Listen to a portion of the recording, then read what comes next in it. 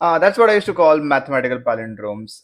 Back in 2019, that was the first time when I discovered that this is a thing. I was like, 19 square, 21 square, 19, sorry, I mean 12 square, 21 square, and then I was like 13 square, 31 square. And I was quite intrigued by it. I was like, this is a very interesting phenomenon that's going on here. And I thought it was very cool. I thought it was very nice. I thought it was very niche that I know this. And obviously it was a great thing to think about, but then why am I talking about it now? Why am I talking about it in 2025, 6 years later, when it really doesn't have that much of a relevance in my life anymore? It didn't back then too. It was just a cool fact that I used to say to sound smart.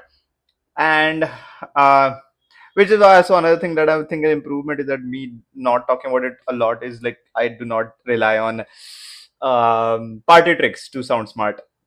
But why I want to talk about it was because then I tried this, and then I tried 14, and 14 doesn't work. Then I tried 15, 15 doesn't work. Then I tried 16, 16 doesn't work. And then I tried 17, 17 also didn't work. So I realized that this is a pattern, but maybe this is like a chance thing, it's happening by mistake. And that's why it's a thing. And so I stopped thinking about it for 6 whole years till yesterday. Yesterday I was coming back home from a trip, and yesterday I saw that I was trying this out again. I was like, I don't know why. And then I was like, this is very weird that I've never tried. Okay, I've always tried 12 into 12. But I like, obviously there's something like the numbers become too big after 4 to 15, which is why it doesn't happen. But what about 1 1 12? So I tried 1 1 12 into 1 1 12, and it comes out to be a 1 2 5 4 4. This is not a mathematical savant video where I like do everything like with the abacus kids. I'm just trying to prove another point here.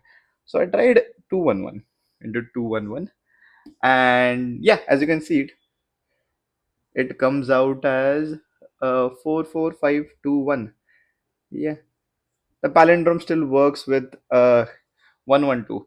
And then I was like, you know what? Let me try completely different something. I was like 1 2 2. I tried 1 2 2 into 1 2 2, and then that comes out to 1 4 8 8 4. Yeah, 1 4 8 8 4. Then I tried 2 2 1 into 2 2 1, and that also comes out, yeah, obviously 4 8 8 4 1. The palindrome works in 3 digits too. And obviously this is still a very interesting mathematical phenomenon that's going on here. It works on mathematical level, and it is cool that I found more examples, and that it's just not a freak thing. It is a freak thing, but it works because of the specific arrangement of the numbers and how squares work and how the numbers work. But when I was thinking about it yesterday, I was not thinking about the fact that it was cool, it was mathematical. I was thinking about it. It took me 6 years to try to find another things, and it's not like it was not important to me. It was very important to me back then. This fact, and the fact that I never revisited it, it just makes me realize how cognition has been working for me for the past some time. Is that what I do is that I tried 12, I tried 13, I tried 14, I tried 15, I tried 16, 17. Maybe I would have tried other numbers too, I don't remember, but that's what I tried to do. I tried linear progression. And where it stopped, I tried a few more times, and then I stopped again, and I stopped forever. And this is what they say, right? This is what the newer motivation is, right? That, oh yeah, this is the start line, this is the finish line, and you should go the extra mile. I did go the extra mile.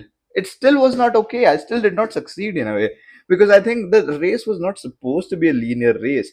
Obviously, for 6 years, nothing bad happened to me because I didn't discover this fact. And there are a lot of things in your life that if you don't do for extended period of time, nothing bad would happen to you. But then again, when I completely changed the way I look at it, where I stopped looking at it a linear race and instead tried to go around it, about it, somewhere else. I tried to rearrange the numbers. I tried to find something else. I found it, and that was very satisfying to me. I think that it's very important that we stop trying to think about this in a linear one-to-one way, or college, job, family, death, settlement, rebellion with your kids, dealing with their faults, or osteoarthritis and death. There doesn't need to be like that. That's not the phase of your life. That obviously we've seen enormous amount of people who just skip a few parts. Someone has such a bad childhood, then they go to have a really good adulthood. Someone who has had a really sheltered life ends up messing everything up for themselves. So there is no real linear path to life, and there is no real linear path to cognition, in my honest opinion. And I don't know. This was more of a food for thought in a way that I think that personally, at least for myself, cognition has always worked in a way where I think about thought A, like thought A occurs to me, then I think about thought, then I forget about it for a while, then I think about thought B, then I think about thought C, and I think this is masked neurodivergence. I'm not sure. I'm sure a lot of you out there thinking linear ways, which is very helpful for you, hasn't been working out for me. But yeah, obviously, but then I come to thought A after like a extended period of time, and then I come to maybe thought H, then go to thought E. And I don't know, I feel like recently, because I've been trying to conform to a normal way of thinking, I've not really been going back to thoughts a lot.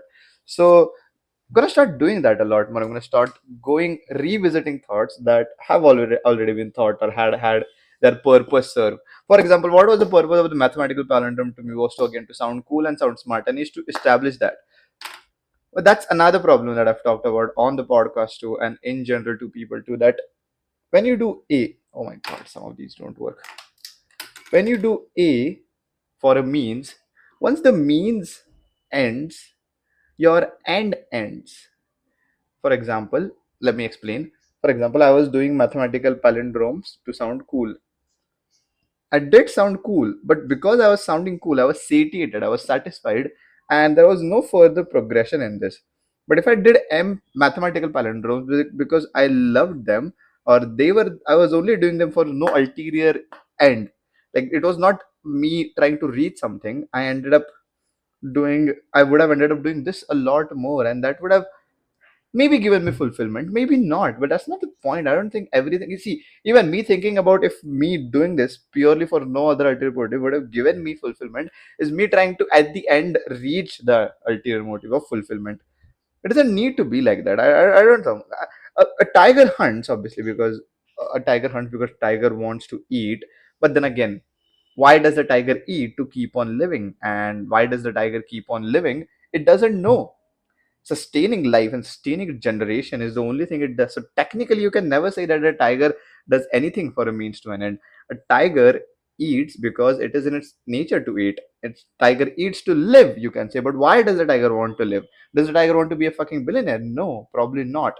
A tiger is living because it is its nature to live. It is a living being. That's what it's doing. And that is, I think, another thing that really a lot of newer motivation kind of gets out of, like it misses out on the fact that you should there's a lot of extrinsic motivation. There's a lot of, oh, you need to prove them wrong, you need to earn money, you need to show them who you are. Show who? What? You have seen, every one of us sees at least four very successful people every single day. How much of it does it affect to you on the daily? Yesterday you would have said that one of your friends is a bad singer, and tomorrow if they win a Grammy, how much does it affect you? For a moment or two, maybe not more than that. Even people with extremely bad parental figures, when the parental figures degrade them, derange their normal way of living, they still, after achieving massive success, it doesn't matter to them. That's the whole point. It do mathematical palindromes to do mathematical palindromes, and you'll probably do more mathematical palindromes. There is this one. There's this one Shakespeare quote, right? If he writes you 3 or 5 sonnets, then he loves you. But if he writes you 300 or 400 sonnets, then he loves sonnets. Yeah, don't use sonnets as a means to obviously you can use the sonnets to use, but also if you love sonnets, that's also great. There's nothing wrong with loving sonnets. Write the fucking sonnets. I don't know, but yeah, that was about this video. I'm trying a new way of writing, doing stuff. I don't know if this is going to work out, but I'm going to try and incorporate this a lot more. I don't know, I think it goes well with how I talk, do stuff. Yeah.